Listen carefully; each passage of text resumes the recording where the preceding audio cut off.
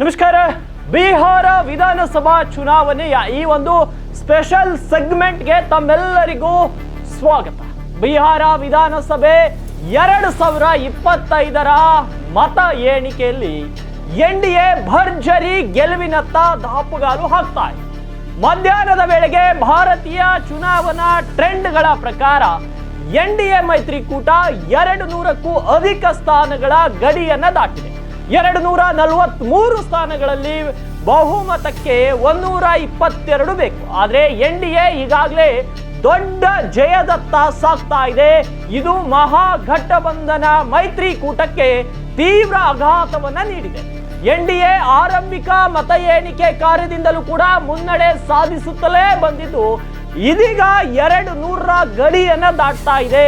ಇತ್ತ ಮಹಾಗಠಬಂಧನ 40 ಸ್ಥಾನಗಳನ್ನ ಪಡೆಯಲು ಹೆಣಗಾಟ ನಡೆಸ್ತಾ ಇದೆ. ಇದರಿಂದ ಮೈತ್ರಿಕೂಟಕ್ಕೆ ಭಾರೀ ಮುಖಭಂಗವಾಗಿದೆ.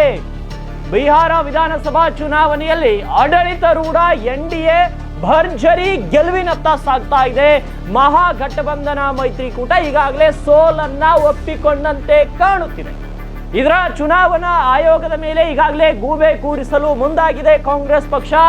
ರಾಹುಲ್ ಗಾಂಧಿ ಸೇರಿ ಕಾಂಗ್ರೆಸ್ನ ನಾಯಕರು ಮತ್ತೆ ಓಟ್ ಚೋರಿ ಎಂದು ಹೇಳುತ್ತಿದ್ದು ಬಿಜೆಪಿ ನಾಯಕರು ಇದಕ್ಕೆ ಟೀಕೆಯನ್ನ ಮಾಡ್ತಿದ್ದಾರೆ. ಒಂದ್ಸಲ ಪಕ್ಷಗಳ ಮುನ್ನಡೆಯನ್ನ ನೋಡ್ಕೊಳ್ಳೋದಾದ್ರೆ ಬಿಜೆಪಿ ಈಗಾಗಲೇ 90ಕ್ಕೂ ಅಧಿಕ ಸ್ಥಾನಗಳಲ್ಲಿ ಮುನ್ನಡೆಯನ್ನ ಸಾಧಿಸಿ ಏಕೈಕ ಅತಿ ದೊಡ್ಡ ಪಕ್ಷವಾಗಿ ಬಿಹಾರದಲ್ಲಿ ಹೊರಹೊಮ್ಮತಾ ಇದೆ. ಅದೇ ರೀತಿ ಜೆಡಿಯು ಅಂದ್ರೆ ನಿತೀಶ್ ಕುಮಾರ್ ಅವರ ಪಕ್ಷವು ಕೂಡ ಸಾಕಷ್ಟು ಬಲಿಷ್ಠವಾಗಿ ಮುನ್ನಡೆಯನ್ನ ಸಾಧಿಸ್ತಾ ಇದೆ.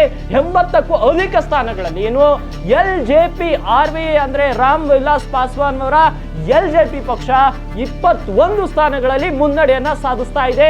ರಾಷ್ಟ್ರೀಯ ಲೋಕ ಮೋರ್ಚಾ 4 ಸ್ಥಾನಗಳಲ್ಲಿ ಮುನ್ನಡೆಯನ್ನ ಸಾಧಿಸ್ತಾ ಇದೆ ಮತ್ತು HAMS 4 ಸ್ಥಾನಗಳಲ್ಲಿ ಮುನ್ನಡೆಯನ್ನ ಸಾಧಿಸ್ತಾ ಇದೆ.